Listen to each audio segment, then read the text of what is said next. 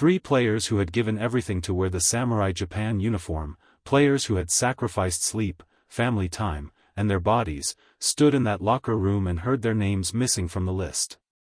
And in that silence, Kensuke Kondo did something no one expected from a man known for his iron composure. He broke. But before we get to the tears, before we get to the phone call that shook the entire coaching staff, the call where Shohei Ohtani told manager Ibata directly, "I cannot accept this," we need to understand exactly what led to this moment. Because this wasn't just a lineup decision. This was a philosophical clash between 2 visions of what Samurai Japan should be. The morning of the Venezuela game started like any other WBC matchup morning. Players went through their routines, coaches huddled over data, and the familiar rhythm of a national team camp filled the training facility with quiet purpose. Then Ibata walked into the room. Manager Hiroshi Ibata has never been a man who wastes words.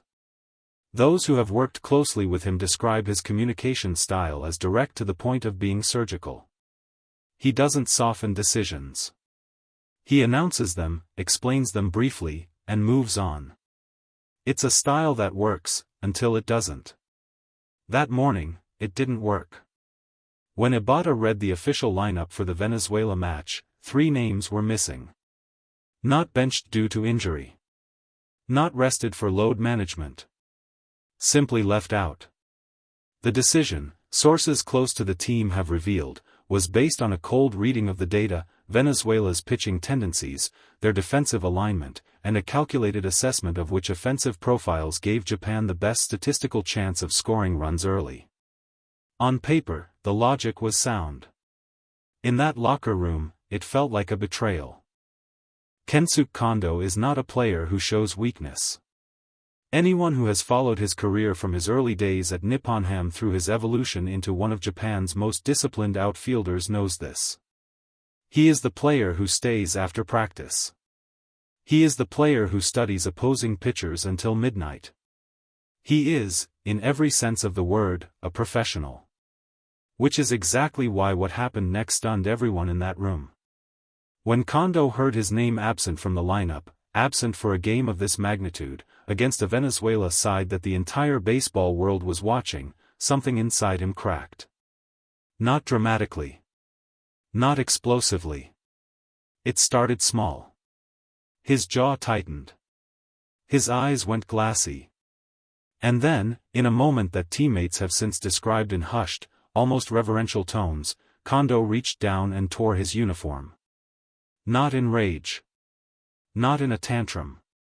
The way witnesses describe it, it looked more like a man trying to hold himself together by doing something with his hands, anything, and failing. The fabric gave way, and with it, so did Kondo. Tears fell quietly. He didn't shout. He didn't argue. He simply stood there, in a torn uniform, crying in a way that a man only cries when something he has worked his entire life for is suddenly taken from him without warning. One teammate who was present said later, "We all just stood there. Nobody knew what to say. We had never seen Kondo like that. Nobody had." The room went completely silent. Word travels fast inside a national team camp. Faster than it should, and faster than anyone plans for. Within minutes of the lineup announcement, the emotional wave had reached the one person whose response would define the entire situation. Shohei Ohtani picked up his phone. What happened next has been pieced together from multiple sources close to the team. Ohtani did not consult his agent. He did not call a teammate first. He called Ibata directly. The conversation, by all accounts, was calm. Ohtani is not a man who raises his voice. But calm, when it comes from Ohtani, carries a weight that shouting never could. "I cannot accept this," he said. 4 words. But the meaning behind them was layered with everything Ohtani represents, not just as a player, but as a leader. Because for Ohtani to make that call, to break from his famously non-confrontational nature and reach out directly to his manager with a statement of disagreement, spoke volumes about how seriously he took what had just happened in that locker room. Ibata, to his credit, listened. The call lasted several minutes. Ibata did not simply dismiss Ohtani's concern.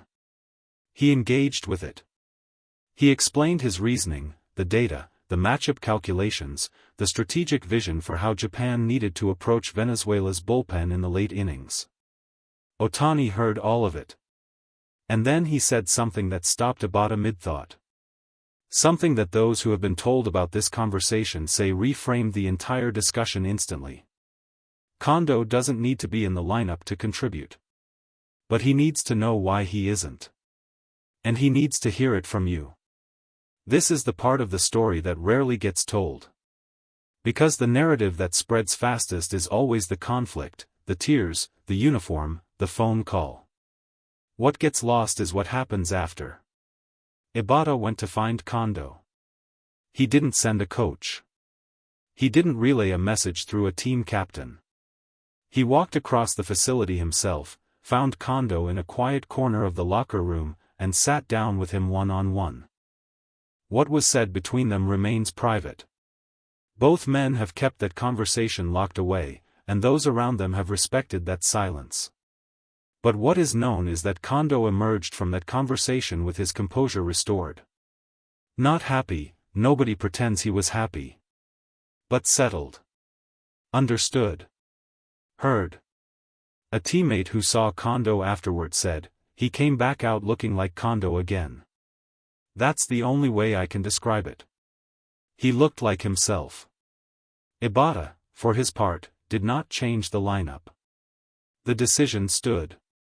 But the way he chose to handle the aftermath, the personal conversation, the directness, the refusal to hide behind the authority of his position, revealed something important about the kind of manager he is becoming under the pressure of a World Baseball Classic campaign. To understand why this incident matters beyond the immediate drama, you have to understand what the WBC means to Japanese baseball culture.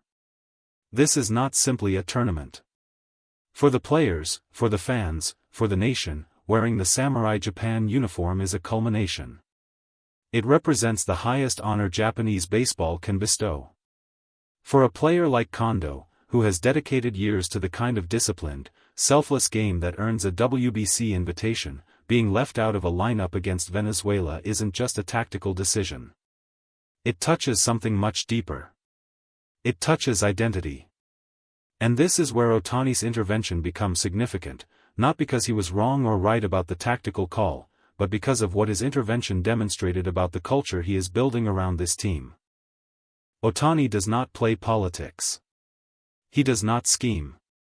People who know him well consistently describe a man who is almost disarmingly direct, who says what he means with zero theater and expects the same in return. When he told Ibata, "I cannot accept this," he wasn't staging a power struggle. He was advocating for a teammate. He was saying, in the clearest language he knows, that the emotional reality of that locker room mattered as much as the spreadsheet logic of a batting order. That is the standard Ohtani sets. Not just with his performance on the field, but with how he treats the people around him. As Japan moves deeper into this WBC campaign, the Venezuela game will be remembered not just for what happened on the field, but for what happened off it. Because tournaments are not won in the lineup card. They are won in the locker room, in the trust that players have in each other and in their manager, in the belief that even when the decision goes against you, the person making it sees you as a human being first. Ibata learned something in that moment. Kondo showed something in that moment. And Ohtani, characteristically, without any desire for credit or recognition, made sure that something was not lost. There will be more tough decisions before this tournament ends. More names left off lineups. More moments where strategy and emotion collide in that narrow, uncomfortable space that only high-stakes competition creates. The question is not whether those moments will come. They always come.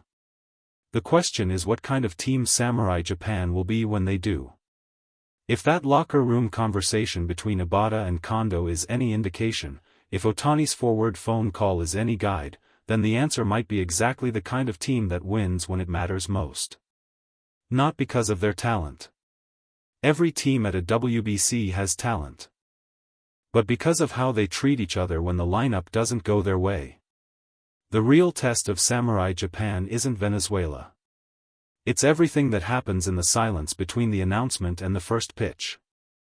And in that silence, something important was said.